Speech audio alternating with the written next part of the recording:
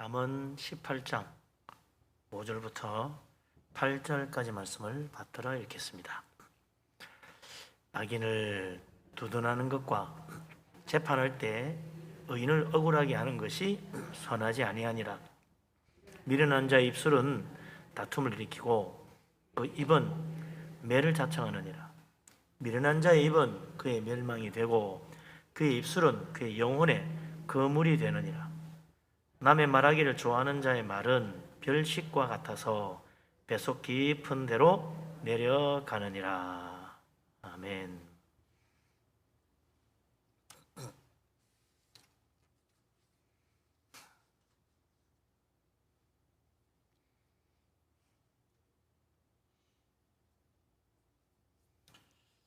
우리가 예배할 때마다 사도신경을 외우죠. 주일날. 그때 딱 한 사람 저주스러운 이름이 하나 나옵니다. 본디오 빌라도. 거기 다 예수님도 마리아도 다 축복스러운 이름인데, 아니, 본디오 빌라도 하나는 아주 저주스러운 이름이죠. 왜냐니까 불의한 재판을 했다. 로마 총독으로서 예수님을 재판할 때 이 본디오 빌라도가 대제사장들 유대인들의 거짓 고소, 사실과 맞지 않는 그런 고발 내용을 보고 그 거짓인 줄 알았어요. 예수님 죄 없다는 거 알았어요. 그리고 나는 너희들이 말하는 것처럼 예수님에서 죄를 찾지 못했다 선언까지 했어요. 그런데도 빌라도는 예수님 풀어주지 않고 채찍질을 합니다. 죄 없는 사람 채찍질 시켜요. 대제사장과 유대인들의 요구대로 예수님을 십자가 사형에 처하도록 내줍니다. 그래서 예수님은 대제사장들이 세운 거짓 증인들 엉터리 고소, 그 정말 억울하게 십자가 처형을 당한 거죠. 그 모든 책임이 누구에게 있느냐? 재판장이었던 본디오 빌라도에게 있다.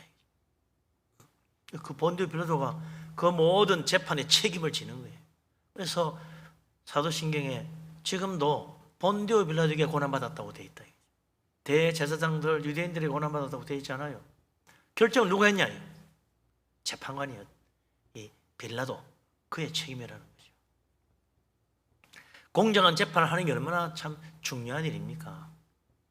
그래서 모세 십계명에도 보면, 모세의 신명기 율법에도 보면 이 공정한 재판을 해야 된다는 재판장의 책임에 대한 이야기를 상당히 자세히 하고 있어요. 그래서 신명기 19장 15절에 보면 재판할 때는 절대로 한 사람의 증인의 말을 두고 판결하면 안 된다. 반드시 2명, 최소한 2명, 3명 이상의 증인의 말을 듣고 확실하게 그 증언이 맞는지 사건을 잘 조사를 하고 확정을 해라 그래 돼 있어요. 그러니까 증인들이 2-3명 와서 이야기한다고 그래 그럼 그게 맞구나 하고 하면 안 된다. 2-3명 이상의 증인이 있어야만 재판을 하고, 재판할 때는 반드시 사실인지 아닌지 잘 조사를 해서 확인해 가지고 재판해야지. 그냥 하면 안 된다. 한 사람 증인 가지고 재판을, 그러니까 재판 열어주지도 말아라는 이야기예요. 한 사람 증인 가지고 재판도 열 수 없다. 그래서 2-3명 돼야 재판을 열고, 그 다음에 그 사실인지 잘 확인하고 조사하고 나면 판결을 내야 된다. 그래서 만약에 재판할 때 위정을 누가 해가지고 논쟁이 되면, 누가 거짓말하면 서로 말이 안 맞잖아요. 나는 했다고 너는 안 했다고 그러면 어떻게 둘이 말이 안 맞으니까 누군가 한 사람 거짓말을 하는 거지. 그럴 때는 재판장은 자세히 조사를 해가지고, 역시 자세히 조사를 해봐야 돼. 저 사람이 더 마음에 들어. 그럼 그 사람 말 듣고 그러면 안 된다 이게. 저 사람 말이 좀 논리적인 맞는 것 같아. 그러다 그 사람 말 들으면 안 돼. 조사를 해야 돼, 조사.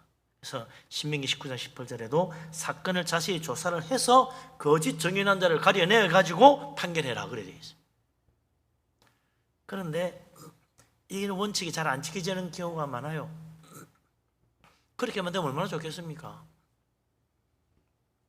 그러다 보니 성경에도 잘못된 재판으로 억울한 당하는 사람들 이야기가 많이 나와요. 성경에 그런 이야기 있나? 가만 보면요, 억울하게 재판에 부당한 판결로 누명을 쓰고 참 형벌을 받는 사람들이 나옵니다. 그중에 대표적인 사람 몇 사람 들어보면요, 애굽에서 종살이하던 요셉, 보디발의 주인 보디발의 아내에게 거짓 누명을 쓰고 감옥에 들어갔어요. 그런데 그 재판 과정에 자세히 나오지 않지만 딱 하나 나오는 거예요. 보디발 아내의 증언, 그 하나예요. 그러니까 두세 사람의 증언도 아닙니다. 오직 보디발 아내의 증언 하나로 요셉은 변명할 여지도 없이, 사건을 확인하는 과정도 없이 그냥 바로 그가 판결을 받아서 바로 감옥에 들어간다. 뭐 일방적으로 노예에게 불리한 거죠. 당연하겠죠. 불리하겠죠. 이 재판은 처음부터 기울어진 재판이야. 기울어진 재판, 한쪽으로 기울어졌어. 노예가 하는 말, 그 변명 들어줄 가치도 없다고 생각했을 거라. 그리고 그 사악한 보디발 아내의 거짓말만 받아들여져 가지고 이 요셉은 억울하게 그 젊은 나이에 옥살이를 하는 거죠.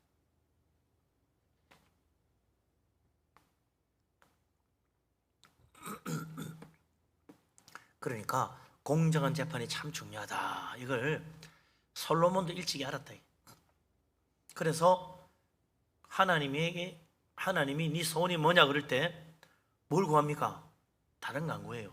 재판할 때 선과 악을 분별할 수 있는 지혜를 주십시오. 이거 재판에 보면 다 두 사람 말이 다 맞는 것 같아. 예? 다 맞는 것 같아. 다 맞다 우기고 있는데 그러면 누가 말이 틀린지 알 수가 있나? 그러니까 선과 악을 분별하는 지혜를 주셔서 올바른 판단을 내리고 참 억울한 사람 생기지 않도록 공의로운 재판을 할 수 있게 해주십시오. 하나님이 그 솔로몬의 말을 또 기뻐하셔가지고 그에게 지혜를 주신 거라고. 그러니 솔로몬은 늘 공정한 재판 중요해. 항상 그 생각을 한 거죠. 왕이 되기 전부터 그 생각한 거예요. 이 나라가 잘 되려면 재판이 잘 이루어져야 돼. 그 왜 그렇게 했어요? 아버지 다윗 때부터 본 거야. 다윗이 전쟁에 하고 뭐 공로 세운 사람들 다 누구예요? 장군들. 칼싸움 잘하고, 전쟁 잘하고, 적을 잘 물리치고, 그런 사람들. 이번에 공이 크구만. 너 이 마을 하나 너 다스려. 그 사람이 그 마을 재판장이 되는 거야. 재판하는 사람이 아니요, 전쟁하는 사람이 갑자기 공로 세워가지고 한 마을 맡아가지고 재판하고 하니까 재판이 제대로 될 리가 있겠습니까? 그러니까 그 사람은 재판은 젬병이야. 그러니까 억울한 사람 생기는 거지. 솔로몬이 이래가 안 되겠다. 나라가 이래가 안 된다. 아버지가 돌아가시고 자기가 왕이 되고 나면 이제 다윗은 자기 공을 세워준 사람들 다 세워줘야 되니까 그럴 수 있지만 솔로몬은 그런 거 없잖아요. 다 바꾼다. 다 바꿔. 지혜롭게 올바르게 재판을 하시는 사람들 다 세워가지고 나라를 잘 다스린 거죠. 그래서 솔로몬이 오늘 우리에게 말합니다. 올바른 재판 어떻게 해야 되느냐? 잠언 18장 5절에 또 나오는 거죠. 같이 한번 읽어봅시다. 악인을 두둔하는 것과 재판할 때 의인을 억울하게 하는 것이 선하지 아니하니라. 말은 참 부드럽게 했는데 선하지 않다는 말이 뭐예요? 악하다. 그게 죄다. 그 말이잖아요. 재판하는 사람이 악인을 두둔하면 안 되지. 또 재판할 때 의인을 억울하게 만들면 안 되죠. 그게 올바른 일이냐? 악한 일이다. 결코 선하지 않다. 그 말은 하나님의 심판을 받을 것을 두려워해라. 그 말입니다. 네가 재판하지만 하나님이 진짜 네를 심판하실 것이라는 걸 기억하고 그거 올바르지 않은 일, 잘못된 일 하면 안 된다. 두려워할 줄 알아라. 그 이야기죠. 그래서 하나님은 불의한 재판장, 엉터리 재판에 대해서 하나님 책임 물으시고 심판하신다. 그럼 과연 예수님 재판한 빌라도는 나중에 어떻게 되었나? 몰라요. 성경이 안 나오니까. 요셉에게 억울한 누명을 씌우고 옥살이하게 만든 보디발의 아내는 그 뒤에 어떻게 됐을까? 성경에 안 나옵니다. 천벌을 받아 죽었는지 어찌됐는지 몰라요. 그러나 하나님은 분명히 선악에 분별하시고 악한 자 반드시 심판하십니다. 이거 어떻게 되는지 모르는데 어떻게 하느냐고. 다른 것들을 보면 알 수가 있어요. 열왕기상 21장에 보면 아합 왕이 자기 왕궁 앞에 보니까 나봇의 포도원이 보이잖아요. 야, 저 땅 참 기름지고 좋네. 저거 사가지고 우리 왕궁 채소밭으로 만들면 아주 싱싱하고 맛있는 채소를 먹을 수 있겠구나. 그래서 나봇에게 그 땅 파시오 했더니 나봇이 뭐라 그래요? 여호와 율법에 땅은 여호와의 것이라 팔 수 없다고 되어 있습니다. 하나님이 각 지파별로 나눠주셨고 지파에서도 각 지파별로 나눠준 것이라 개인의 소유가 아닙니다. 사고 팔고 할 수 없습니다. 그러니 왕도 아무리 돈을 많이 준다도 나는 팔 수 없습니다. 하나님 땅이라 안 됩니다. 그러는 거죠. 이 이야기를 나중에 알게 된 아합의 아내 이세벨 왕후가 감히 왕이 땅을 팔았는데 안 팔아? 왕 그렇게 그런 법이 어디 있냐? 그래서 거짓 정인 둘을 세우고 그 동네 장로와 귀족에게 편지를 써가지고 지시해서 아무 죄도 없는 나봇에게 하나님과 왕을 저주했다는 거짓 죄를 뒤집어 씌워서 그를 죽이게 해라 지시를 내는 거예요. 그러니 장로들 귀족들 어떻게 해야 돼? 이세벨 왕후가 하라는데, 예? 그래서 시키는 대로 한 거죠. 거짓 정인 세워가지고 나봇이 하나님과 왕을 저주하는 말을 했다.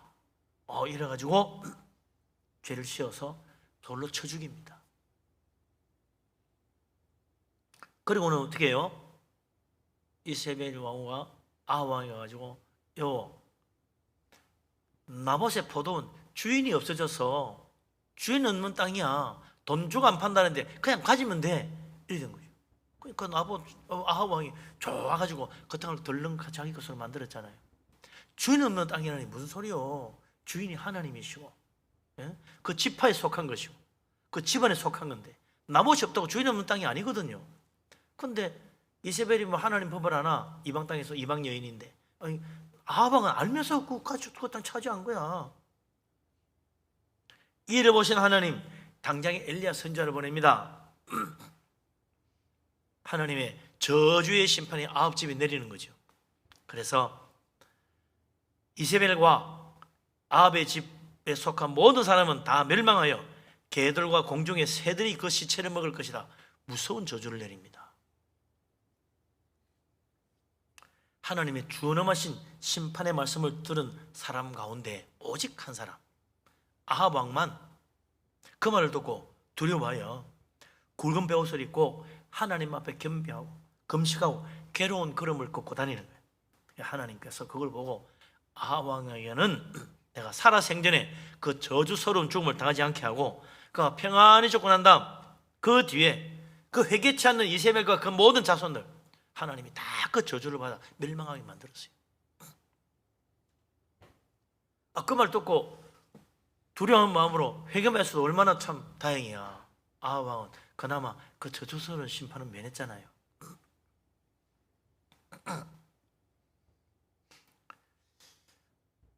억울하고 부당한 재판 이 땅에 이루어지지 않 자꾸 이 땅에 이런 거 부당하고 억울한 재판이 이루어지기 때문에 뭐가 필요해요? 공의로운 하나님의 어려운 심판이 필요한 거죠.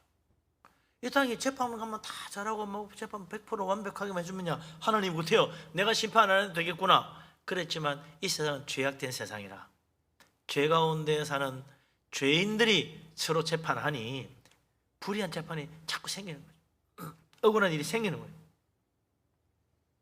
하나님께서 반드시 이 세상을 어려우신 심판으로 반드시 판결하실 것이기 때문에 우리는 이 세상 살면서 억울한 일을 당하고 참 부당한 일을 볼지라도 세상 원망하지 말라. 하나님 그렇게 말씀하셨네요.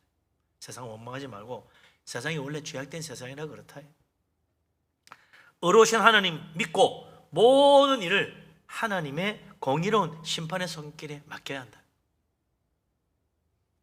그러면 하나님 반드시 억울한 자의 눈에서 눈물을 닦아주시고 거짓된 자를 심판하시고 그 불의한 자들을 멸망시키실 것이다. 그래서 그 이세벨처럼 거짓 정인 세우고 죄 없는 나봇 모함해가지고 불의한 재판을 행해서 억울한 자를 억울하게 만든 그 사람 하나님은 반드시 멸망시킨다. 하나님의 심판이 있는 거예요. 또 빌라도처럼 죄 없는 줄 알면서도 거짓된 자들의 고소와 고발을 따라서 부당하게 판결하고 엉터리 재판하는 그런 재판장들, 하나님 반드시 또 심판하십니다. 영원한 저주의 멸망의 자리에 이르게 한다.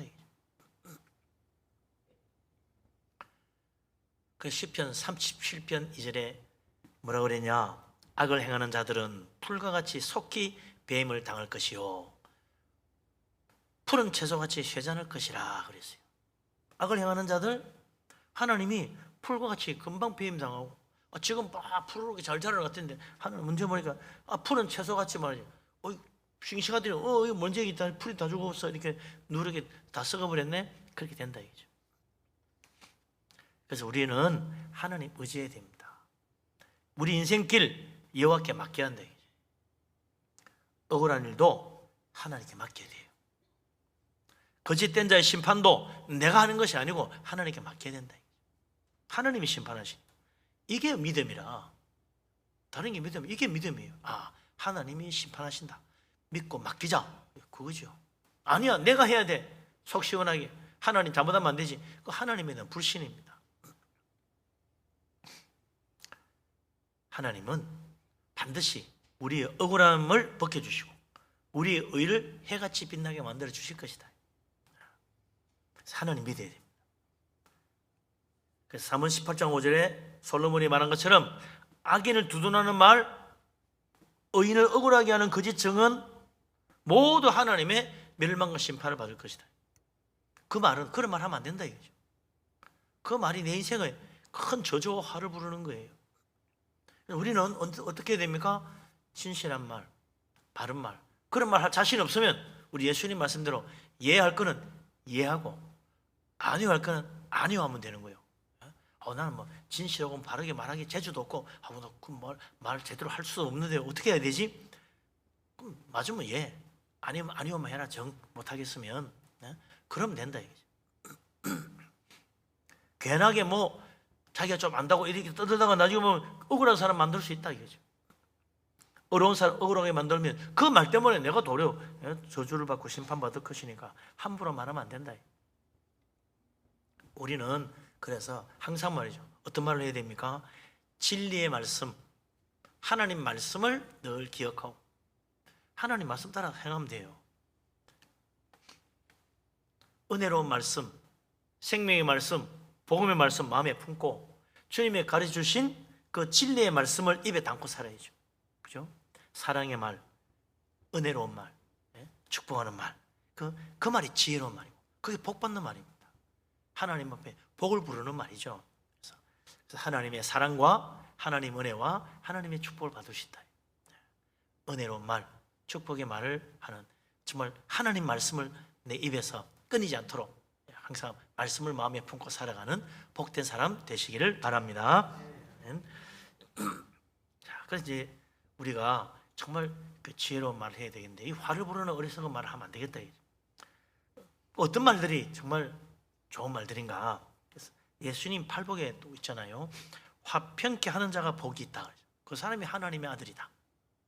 하나님의 아들이라 일컬을 받는 어떤 사람이냐? 화평케 하는 자.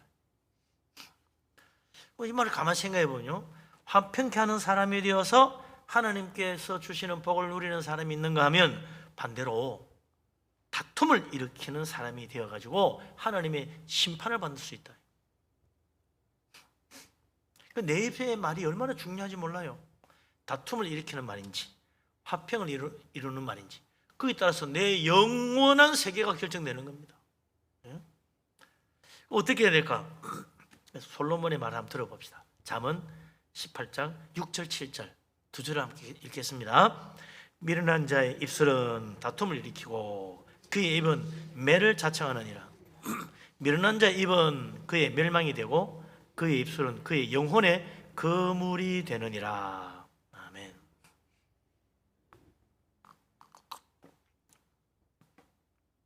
다툼을 일으키는 말, 거기에 문제죠. 싸움을 시키는 말이 있다. 가만히 있으면 되는데 괜히 끼어들어 싸움을 붙이는 말이 된다. 그러면 그건 다툼을 일으킨 그 사람에게 나중에 보면 자기가 매를 맞게 됐거든. 예? 어리석은 사람은 자기 입으로 한 말 때문에 멸망이 이른다. 예? 이 세상에서도 남의 문매를 맞을 수도 있고, 예? 하나님의 심판의 매를 맞을 수도 있다. 마지막 날 자기가 한 말 때문에 그 영혼까지 멸망의 그물에 걸릴 수 있다. 영혼의 지옥불에 끌려 들어가는 거죠. 창세기 19장에 보면 롯에게 해질녘쯤에서 두 천사가 찾아옵니다. 롯의 집에 낯선 손님이 왔다는 소식을 들은 이 소돔 사람들이 롯의 집에 몰려왔죠. 그리고는 두 사람을 끌어내라. 우리가 그들을 좀 못되게 골탕을 좀 먹이고 해치해야 되겠다. 그러니까 롯이 소돔 사람들이 행패를 부리지 말고 가라고, 이 손님한테 손대면 안 된다고 그렇게 했죠. 소돔 사람들이 화를 내면서 말합니다. 이놈이 여기 들어와가지고 살면서 우리의 법관이 되어가지고 이래라 저래라, 이게 맞다 저게 틀렸다 그러고 있는데, 이제 내가 너부터 먼저 혼쭐 좀 내야 되겠다. 내가 너를 먼저 해쳐야 되겠다. 이러면서 막 달려드는 거예요. 그러면서 롯을 미치고 집 문을 막 부수려고 하는 거야. 그냥 싸움이 일어나는 거 아니에요. 된다 안 된다 막 그러면서 싸움이 나는 거예요. 그걸 본 롯의 집에 온 두 사람이 얼른 문을 열어가지고 롯을 안으로 들이고 문을 잠궈버리고는 그게 막 달려드는 사람들을 눈을 머리게 만들어요. 앞을 못 보니까 갑자기 막 헤매는 거죠. 문을 찾지 못하고 막 우왕좌왕하는 겁니다. 갑자기 소경이 돼버렸으니 참 불쌍한 일이죠. 안 싸우고 잘했으면 될 걸. 괜히 다투니까 하나님의 저주를 받아가 눈이 멀어버렸잖아요. 그것으로 끝나지 않았어요. 그날 밤 소돔과 고모라에 하나님의 심판의 불이 비처럼 내린다. 그래서 그 성에 사는 모든 사람이 다 멸망하고 맙니다. 소돔과 고모라 사람들, 이 롯이 어디서 굴러와가지고는 감히 지가 재판관 노릇을 해 자기 자존심 내세우고 롯을 업신여기고 롯을 해치는 악한 말을 했다. 안 해도 될 말을 해가지고는 다툼을 일으켰죠. 그 저주받아 멸망해서 얼마나 어리석은 일이냐. 조금만 지혜롭게 생각이 들으면 달라졌을 걸. 롯에게 보면 악한 말 하지 말고 얼마든지 선하고 좋은 말로 말할 수 있었어요. 아이고, 롯이 우리 동네 새로 들어온 사람인데 어떤 사람인지 잘 몰랐는데 이제 보니 나그네를 잘 대접하고 손님을 친절하게 대해주는 참 착하고 좋은 사람이네요. 여러분, 이런 사는 사람 우리 다 칭찬하면서 해주십시다. 이렇게 하고는 하하 웃고 가서 얼마나 좋아. 그럼 화평해졌고 그날 밤 하나님의 저주의 심판도 받았을 거죠. 그 사람 눈도 다 안 물고 말이죠. 다 잘 살았을 거 아니에요. 근데 다툼을 일으키는 미련한 말을 하는 거지. 이놈이 와가지고 지가 감히 재판장이 되고 이래라 저래라 하는데 너무 돈 좀 나봐라 이러고 하고 달려들다가 결국 싸움이 일어나고 그것이 하나님의 저주의 심판을 부르는 어리석은 일이 되고 말았다.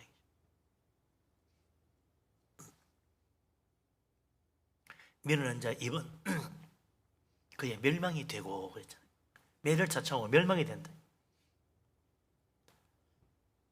그래서 얼마든지 좋은 말을 할 수 있는데 왜 그랬을까? 그 사람들 참 어리석은 사람들. 아다라고 어다라다 정도가 아닙니다. 이거는 완전히 정반대죠. 마태복음 12장 37절에 예수님이 말씀하십니다. 사람은 자기가 한 말로 어렵담도 받고 자기가 한 말로 정죄도 받는다고 그랬어요. 선한 말, 사랑하는 말, 격려하는 말, 칭찬하는 말, 감사하는 말 얼마나 좋아요. 하나님 믿고 하나님께 영광 돌리고 우리 하나님 섬기고 믿음으로 사는 믿음의 말을 하게 되면 하나님이 다 우리를 어렵다 하시고 축복하셔가지고 영생과 구원의 놀라운 은혜를 받게 하실 텐데 왜 그 미련하게 화를 내고 악한 말을 하느냐. 한 템포 늦춰야 됩니다. 화가 날 때 그러죠. 화가 나면 3번만 세라, 침 3번만 삼켜라, 뭐 그런 말 있잖아요. 그러고 나면 가라앉는다. 분노를 가라앉히고 사랑하는 말을 해야 돼. 사랑하는 말, 좋은 말, 가면 좋게 얼마든지 좋게 이야기할 수 있어요. 아이 롯 이놈이 말 여기 와가지고 지가 뭐 재판관 노릇 하려고 그래 못된 것 같으니라고 건방지잖아 이렇게 말할 거 뭐 있어. 아유 롯이 그 참 손님도 대접 잘하고 야 나간에도 그렇게 참 친절하게 다 재워도 주고 참 우리는 그래 못하는데 참 착한 사람이네. 좀 본받아야 될 일이네. 이렇게 해주면 얼마나 좋았어. 축복받을 기회를 멸망의 심판의 자리로 떨어지게 만들고 말았다. 뭐 가지고? 말 때문에. 지혜롭다는 건요. 그러니까 축복의 말을 할 줄 아는 게 그게 지혜로운 거죠. 심판과 저주를 부르는 말을 하면 안 된다.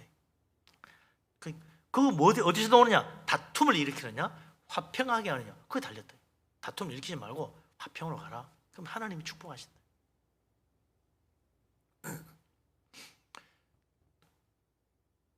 우리 하나님, 오늘 우리가 정말 믿음의 말, 사람 말, 지혜로운 말로 축복받기를 원하십니다. 화를 부르는 어리석은 말 말고 하나님의 사랑과 축복을 부르는 복된 말, 은혜로운 말 다 할 수 있는 믿음의 지혜를 가지는 우리들이 될 수 있기를 바랍니다. 아멘. 교회 안에도 말이죠. 가만 보면 여러분 말 때문에 말썽이 납니다. 말 때문에 말썽이 나. 되게 무슨 말이냐면 남의 말 때문에 그래. 네가 내보고 뭐라 그랬다면 이래가 싸움 난다고. 누가 나보고 뭐 하는 그런 말 때문에 속상하고 화나고 다툼이 돼. 그래서 남의 말 하면 안 되는데 자꾸 해요. 왜냐?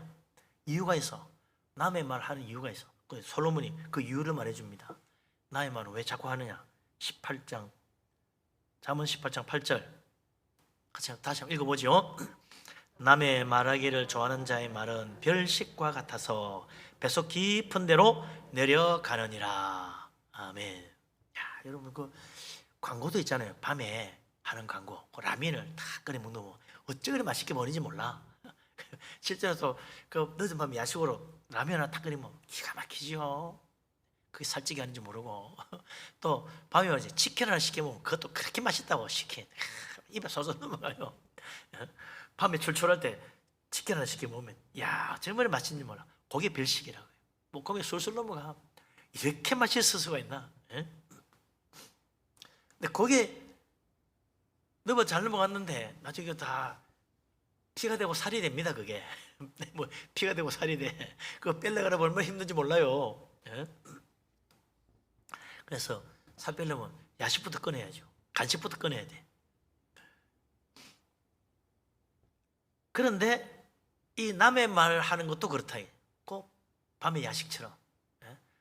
어쩌면 그렇게 내 귀에 속속 들어오는지. 그 밤에 야식은 그대로 먹는 대로 피가 되고 살이 되는 것처럼 남의 말을 들으면 그게 다 내 머리에서 마음속에 다 못 박혀가 안 잊어져. 그게 또 희한하게 다른 말은 생각 하나도 안 나는데 꼭 남 말하는 그것만 딱 기억이 나는 거야. 그게 내 몸에 살이 되는 거지. 이상해요.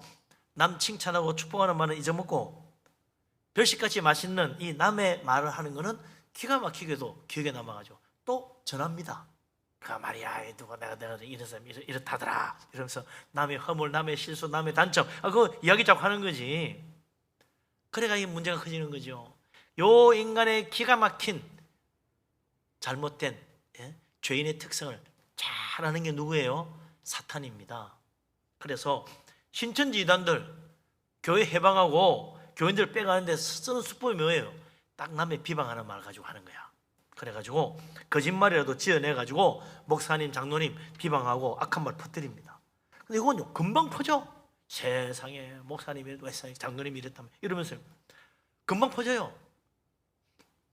이걸 지혜롭게 해결하지 못하면 자칫 신천지 이단이 바라는 대로 하면 교회가 쪼개지거나 교인들 빼앗기거나 심지어는 장로 목사 쫓겨나고 교회까지 빼앗긴다고 그런 일들이 생기잖아요. 뭐 가지고 해요? 아니 다른 거 아니야. 비방하는 말, 남의 말 잘 해가지고 그거 사람들 귀에 속속 들어가가지고 귀엽고 그 말을 퍼뜨리니까 교회 분열시키고 심에 빠지게 만드는 거예요. 사탄이 잘 아는 거야. 그래서 우리가 남의 말 할 게 아니고 어떻게 해야 돼요? 우리는 예수님 말씀만 하면 돼. 뭐 남의 말을 할 거 뭐 있어? 예수님 말씀만 하면 되지. 예? 사도 바울 그런 점에서 진짜 얼마나 복음 열심히 전했어요. 근데도 항상 좋은 소리 못 들었어요. 날 비방과 욕 먹었어.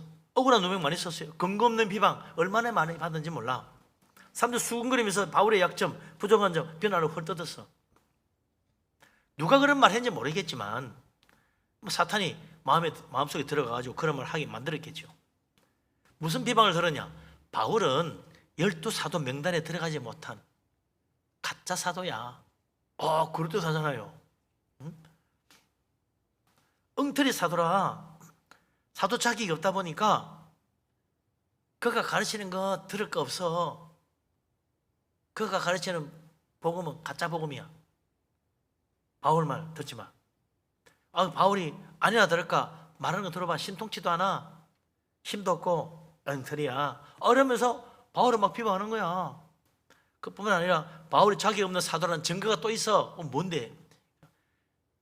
다른 사도들은 어디 가더라도 꼭 아내를 데리고 함께 가는데 바울은 항상 혼자 다니잖아. 진짜 사도들은 항상 부부가 같이 다녀. 근데 아니 이 사도 바울은 혼자 다니잖아. 가짜 사도라니까. 그뿐만 아니라 다른 사도들은 말씀 전하고 다 사례 받아가는데 바울은 받지도 않아. 그러니 왜 안 받겠어? 자격이 없어서 못 받는 거지. 이러면서 비방하는 거예요.